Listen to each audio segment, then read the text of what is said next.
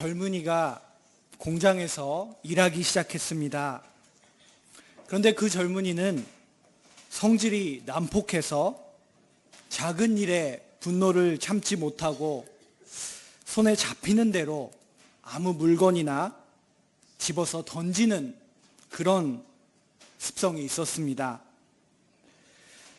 그 젊은이를 돌보는 팀장은 이 젊은이를 앉혀놓고 그의 눈을 똑바로 쳐다보며 마치 큰 형처럼 말했습니다. 앞으로 네가 계속 공장에서 일을 하려면 마음을 다스릴 수 있어야 한다. 이거는 경고다. 한 번만 더 난폭하게 행동하면 나는 공장의 책임자에게 이 사실을 보고할 수밖에 없다고 말했습니다. 그런데 이 젊은이는 똑같은 일을 반복했습니다. 팀장은 그를 아꼈기 때문에 무거운 마음으로 책임자에게 보고하러 갔습니다.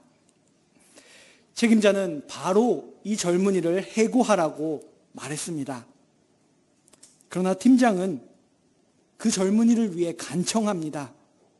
한 번만 기회를 더 달라고, 내가 얘기해 보겠다고, 그가 정신을 차릴 수도 있다고 그렇게 설득합니다. 그러나 오래가지는 못했습니다.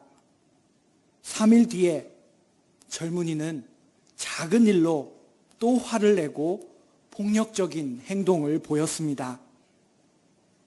팀장은 말할 수도 없이 아쉬웠지만 다른 방법이 없었습니다.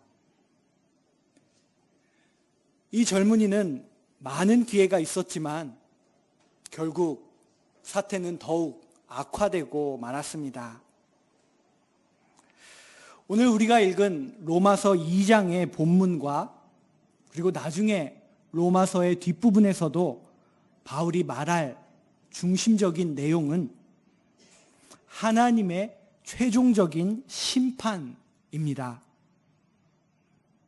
하나님은 제가 방금 여러분에게 말씀드린 그 이야기에서 나온 그 젊은이를 아끼는 팀장과 같은 마음으로 계신다라는 것을 바울은 로마에 있는 그리스도인들에게 전하려고 합니다. 하나님은 인자하십니다. 여기서 하나님이 인자하시다라고 할 때에 그 인자라는 말을 우리는 잘 이해할 필요가 있습니다. 하나님이 인자하시다라는 그 뜻은 꾸벅꾸벅 졸고 있는 사람이 잠결에 주변 일을 전혀 신경 쓰지 않고 방임하는 것처럼 그렇게 너그럽다라는 의미에서의 인자가 아니다라는 것입니다. 하나님이 인자하시다라고 할 때에 그 의미는 한 사람 한 사람을 진정으로 돌보고 이해하고 최선의 길을 찾아주려고 노력한다라는 의미에서 인자하시다라는 것입니다. 만약 하나님께 이런 인자하심이 없었다면, 만약 하나님께서 벌하시기를 좋아하셔서 잘못된 일마다 그 자리에서 바로 벌을 내리셨다면 아마 우리는 모두 오래전에 사라졌을지도 모릅니다. 그러나 하나님은 오래 참으시는 분이십니다. 하나님의 인자, 오래 참음에 대해서 성경의 여러 곳에서 우리는 기록된 내용을 발견할 수가 있습니다. 출애굽기 34장은 시내산에서 십계명을 받은 모세가 산에서 내려와 보니 아론과 이스라엘 자손들이 우상을 숨기는 그 모습을 보면서 모세는 분노하고 그 돌판을 깼던 장면입니다. 그런데 그런 이스라엘 자손들에게 여호와 하나님께서 34장 6절에서 이렇게 말씀하십니다. 여호와께서 모세의 앞으로 지나가며 선포하시되 여호와라 여호와라 자비롭고 은혜롭고 노하기를 더디하고 인자와 진실이 많은 하나님이라. 이렇게 말씀하셨습니다. 이어지는 7절에서는 인자를 천대까지 베풀며 악과 과실과 죄를 용서하리라 라고 말씀하십니다. 또한 시편을 보면 시편 기자는 그의 삶을 통해서 체험한 하나님의 인자하심을 이렇게 노래합니다. 시편 103편 12절 13절에 나와 있는 유명한 시입니다. 동이 서에서 먼 것 같이 우리의 죄가를 우리에게서 멀리 옮기시는 하나님이시다. 아버지가 자식을 긍휼히 여김같이 여호와께서는 자기를 경외하는 자를 긍휼히 여기신다라고 노래하고 있습니다. 바울이 오늘 본문에서 전하고자 하는 그 하나님의 심정, 이 출애굽기와 시편을 통해서 볼 수 있는 창조자 하나님의 심정은 사람들이 마음을 새롭게 하여 회개하고 신뢰를 회복하여 다시 하나님께 돌아오는 것.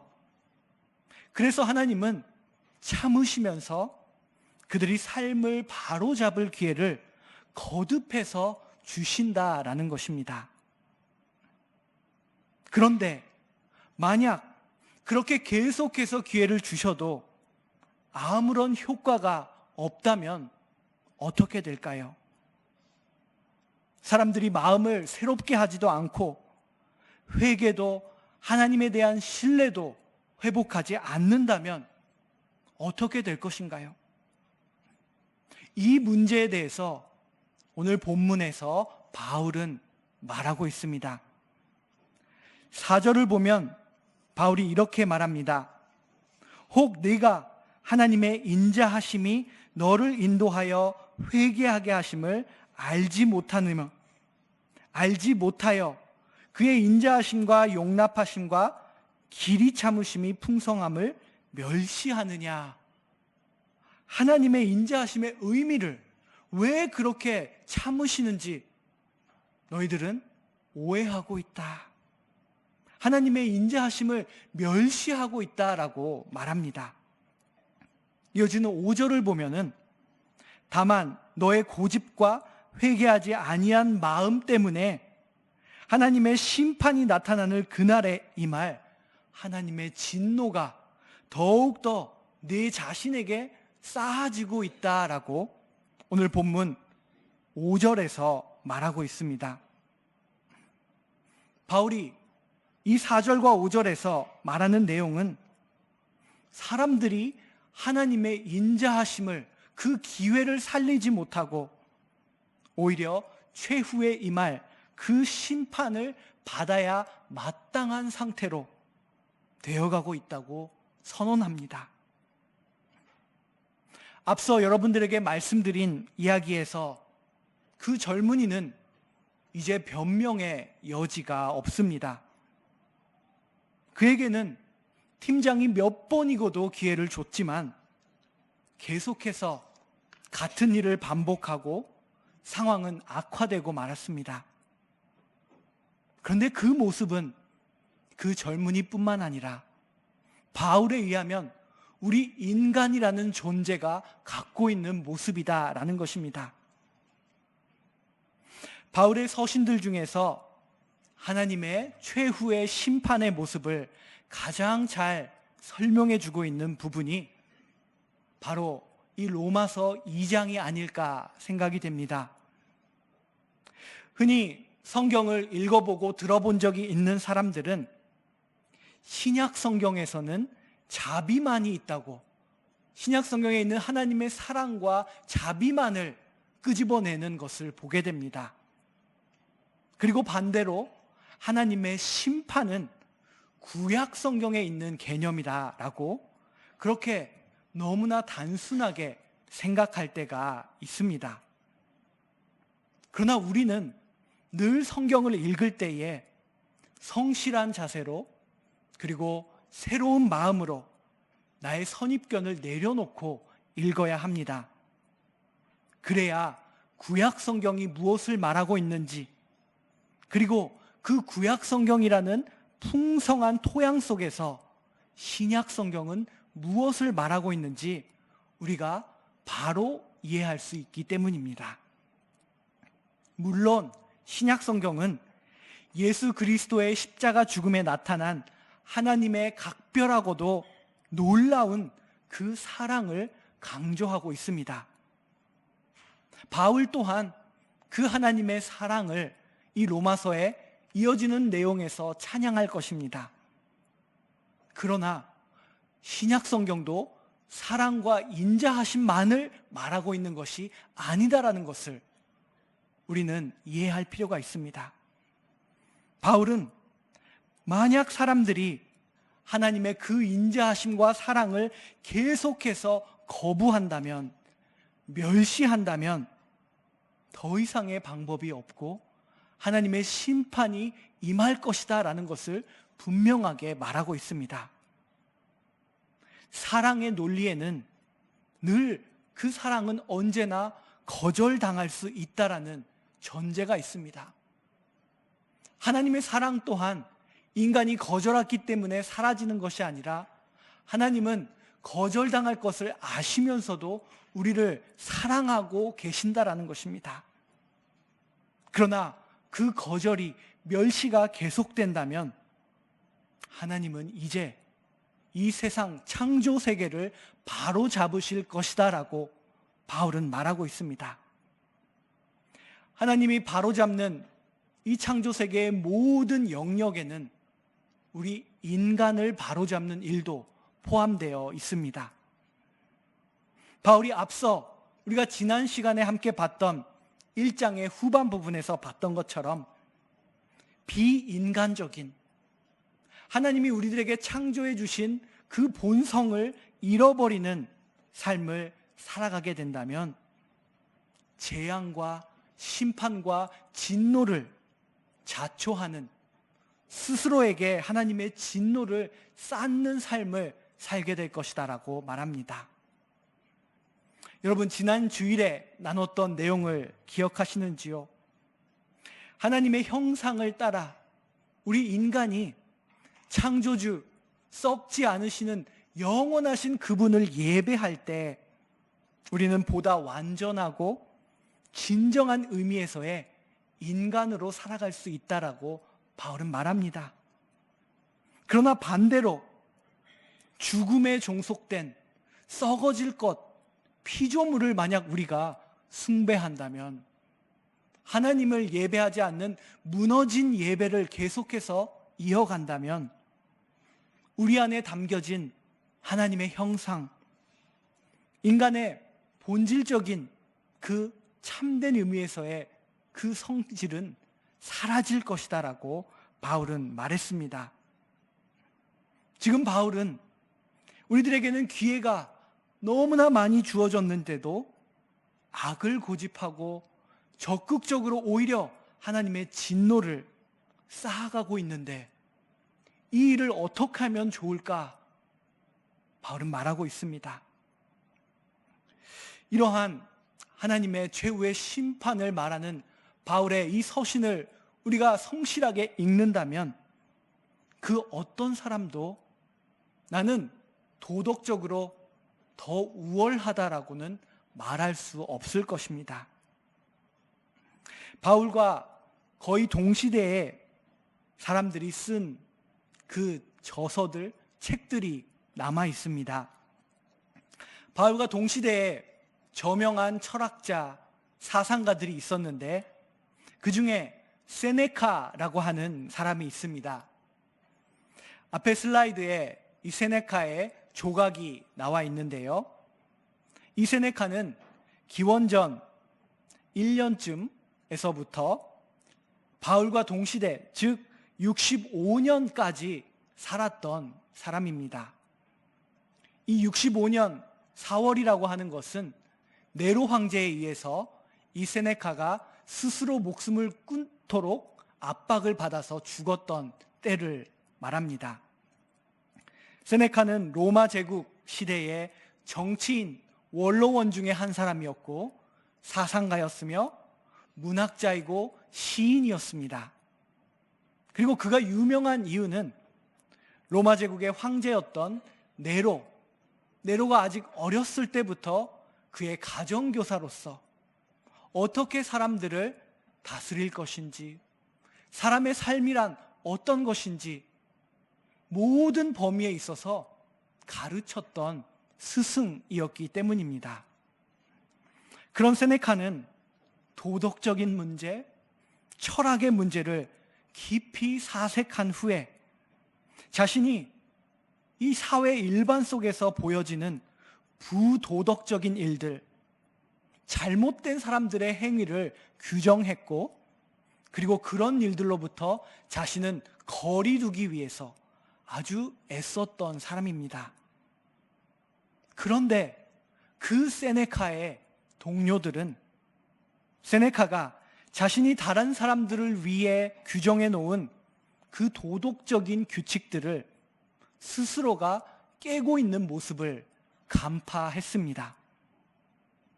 세네카 자신 또한 자신의 그런 모순됨을 발견했고 이 문제를 어떻게 해결해야 할지 성찰했습니다. 무엇이 옳은지 사색을 통해서, 철학을 통해서 알게 되었는데 그 옳은 일을 행하지 못한다면 너무나 아이러니한 일이 아닐까? 어떻게 하면 좋을까? 이 문제에 부딪혔다라는 것입니다. 이 문제는 동시대에 살았던, 우리가 읽고 있는 이 로마서를 기록한 바울 또한 생각했던 문제입니다. 바울은 이 문제를 깊이 생각하면서 그는 죄라고 하는 것을 발견합니다. 죄가 무엇인지 깊이 생각하면서 죄를 따라가고 발견해 나가는 과정을 우리는 바울의 서신 가운데 발견할 수가 있습니다. 바울은 이 로마서의 7장, 나중에 우리가 더 자세히 7장을 보게 될 것인데요, 7장의 18절부터 20절에서 이렇게 말합니다. 내 속, 곧 내 육신에 선한 것이 거하지 아니하는 줄을 내가 알게 되었다. 내가 선한 것은 원하지만 그러나 선한 것을 행하는 것이 없다. 19절에서는 도리어 원하지 아니하는 바 악을 행하고 있는 나 자신을 발견한다. 20절에는 이를 행하는 자는 내가 아니요 내 속에 거하는 죄이다라고, 바울은 죄가 무엇인지를 깊은 사색 속에서, 그리고 그 동시대에 많은 사람들이 부딪혔던 그 문제 속에서 내 속에는 죄가 거하고 있다라고 죄를 발견하는 그의 이 과정을 우리는 볼 수가 있습니다. 오늘 우리가 읽고 있는 로마서 2장의 본문은 바울과 동시대를 살았던 이기양양한 많은 도덕가들, 그리고 세네카와 같은 철학가들이 나의 이론은, 나의 도덕적인 규율은 완벽한 갑옷과도 같다고 주장할 때 바울은 말합니다. 그 갑옷에는 틈이 있습니다. 그 갑옷은 결코 완벽하지 못합니다라고 바울은 말하고 있는 것입니다. 물론 세네카와 같은 사람이 바울의 이런 이야기를 직접 들었다면 이렇게 답변할 것입니다. 나는 바울의 고발에 충분히 동의합니다. 나도 그 죄악 때문에 소름 끼치고 사람들의 죄악의 끔찍함을 알고 있습니다.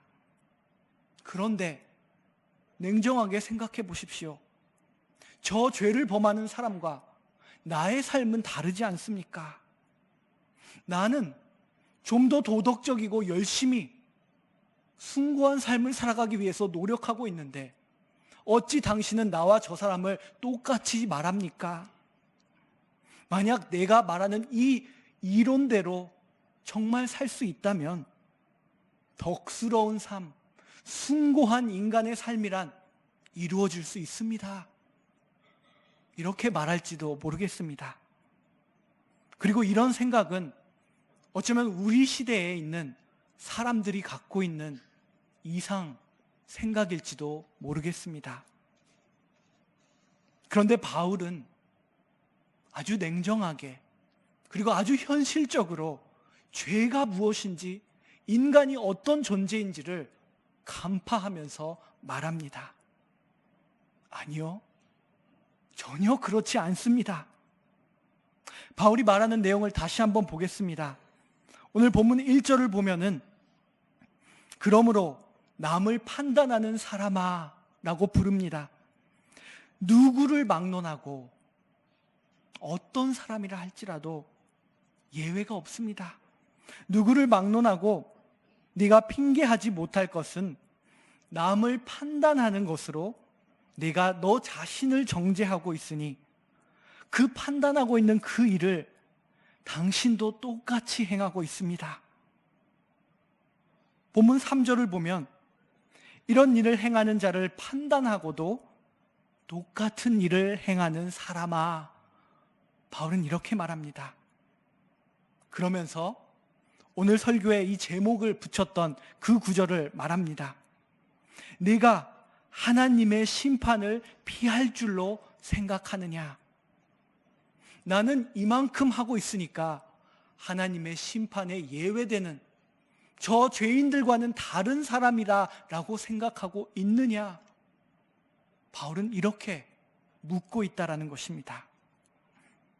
바울의 대답은 그렇게 말하는 당신에게도 변명의 여지가 없습니다.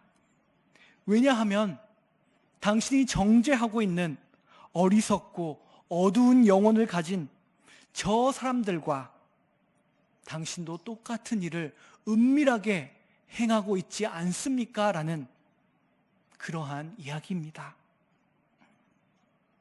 물론 바울은 그들과 그리고 죄인들의 삶이 똑같다고는 말하지 않습니다. 유명한 사상가들과 도덕가들이 얼마나 깊이 생각하고 그들의 이론이 그들의 평생의 삶을 통해서 나온 깊이 있는 것이란 것을 알고 있습니다. 그러나 바울은 동시에 말합니다. 인간이 만들어낸 도덕적인 법은 마치 유리 한 장과 같습니다. 한번 그것이 깨져버리면 되돌릴 수 없는데 어떤 도덕을 말했던 사람도 어떤 철학자도 자신이 말한 도덕적인 이상대로 살 수가 없어서 그 유리를 깨뜨리고 말았습니다. 바울은 그 사실을 말하는 것입니다. 그렇다면 이 창조 세계는 그렇게 무너지고 깨뜨린 채로 방임되는 것일까요? 바울은 말합니다. 이 세계를 창조하신 분은 세계를 바로 잡으실 것이다. 9절, 10절, 11절에서 바울은 이렇게 말하고 있습니다. 악을 행하는 각 사람의 영에는 환난과 곤고가 있을 것입니다. 그런데 먼저는 유대인에게요, 그리고 헬라인에게.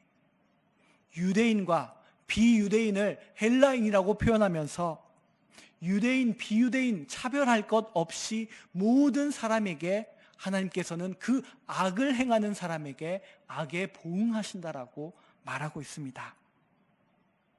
그런데 여기에서 끝나지 않습니다. 바울은 분명히 가야 할 길을 제시합니다. 10절을 보면 참고 선을 행하는 사람들에게는 각 사람들에게 영광과 존귀와 평강이 있으리니 동일하게 먼저는 유대인에게요, 그리고 헬라인에게로다. 그리고 11절에서 이는 하나님께서 외모로 사람을 취하지 아니하심이라.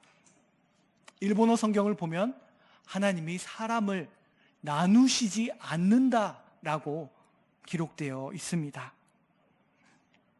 그리스 철학과 종교, 신화, 로마의 신화들에는 최후 심판이라는 개념이 없습니다. 그러나 바울은 여기서 이스라엘 사람으로서, 유대인으로서 하나님께서는 최후의 심판에 임하신다라고 말합니다. 바울은 가마리엘 문화에서 자신이 배워왔던, 그리고 이스라엘의 역사 속에서 하나님께서 지금까지 보여주신 그 위에서 말하고 있습니다. 하나님은 이 세상을 창조주로서 책임지시기 위해 존재하고 계십니다. 그리고 그분은 이 세계를 바로 잡으실 것입니다. 하나님의 정의에 입각하여 전혀 차별 없이 유대인이든 헬라인이든 모든 사람들을 차별 없이 이 바로잡는 일을 행하실 것입니다 라고 말합니다. 6절 말씀 보겠습니다. 하나님께서 각 사람에게 그 행한 대로 보응하시되, 유대인, 헬라인, 스스로도 유대인인 바울은 유대인들의 오만함을 알고 있습니다. 또한 이방인들이 갖고 있는 생각 또한 알고 있습니다. 그래서 그는 유대인이든 헬라인이든 어떤 민족이든 하나님은 그 외모를 취하지 않으시고 그 중심과 그 행한 대로 보응하신다라고 말하고 있습니다. 때때로 우리 그리스도인들은 너무나 많이 들어왔던 교리나 들어왔던 강조되었던 설교의 내용만을 우리의 마음속에 기억하고 있는 경우가 있습니다. 바울이 말한 믿음으로 인한 칭의, 믿음으로 받는 칭의에 대해서 우리는 때로 너무나 우리가 생각하고 싶은 대로 나에게는 더 이상 최후의 심판은 없다라고 생각하고 싶어 합니다. 그런데 바울 서신을 성실하게 읽어보면 바울은 분명히 하나님의 심판에 대해서 말하고 있습니다. 그리고 그 심판하시는 하나님의 심정을 말하면서 우리가 어떤 삶을 살아야 할지, 그 삶의 길을 열어주시기 위한 예수 그리스도의 복음이 무엇인지를 분명히 제시하고 있다라는 것입니다. 오늘 우리는 이 말씀 앞에서 바울이 호소하는 이 호소를 어떻게 들어야 할 것인지 생각해 볼 필요가 있습니다. 다시 한번 3절의 말씀 보도록 하겠습니다. 이런 일을 행하는 자를 판단하고도 같은 일을 행하는 사람들아, 네가 하나님의 심판을 피할 줄로 생각하느냐. 우리 모두가 바울의 이 말에 귀를 기울이고 참고 선을 행하는 삶, 영광과 썩지 아니할 것을 구하여서 영생을 얻는 삶으로 나아가기를 간절히 소망합니다. 기도하겠습니다. 하나님 아버지, 저희들에게 이 로마서 2장을 허락해 주시고 오늘 이 주일 예배의 자리에서 이 말씀에 귀를 기울이게 하시니 참으로 감사합니다. 하나님, 우리가 생각하고 싶은 대로 생각하지 않도록 말씀을 통하여 붙들어 주시옵소서. 우리의 죄가 무엇인지, 우리가 이 세상을 어떻게 바라보고 복음에 입각한 삶이라는 것은 무엇인지 말씀에 따라 살아갈 수 있도록 인도하여 주시옵소서. 예수 그리스도의 이름으로 기도드립니다. 아멘.